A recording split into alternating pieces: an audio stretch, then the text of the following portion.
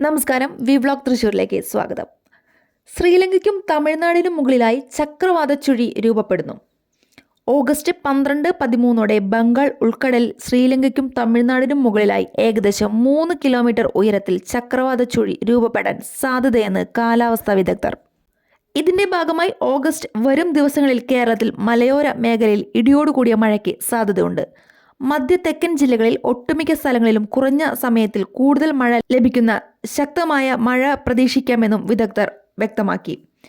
നിലവിലെ സൂചന പ്രകാരം ഓഗസ്റ്റ് 12-13 തീയതികളിൽ കൂടുതൽ മഴയ്ക്ക് സാധ്യത. ചക്രവാത ചുഴിയുടെ രൂപീകരണം സഞ്ചാതപാതയ്ക്കും അനുസരിച്ച് മഴയുടെ അളവിൽ മാറ്റമുണ്ടായേക്കാം.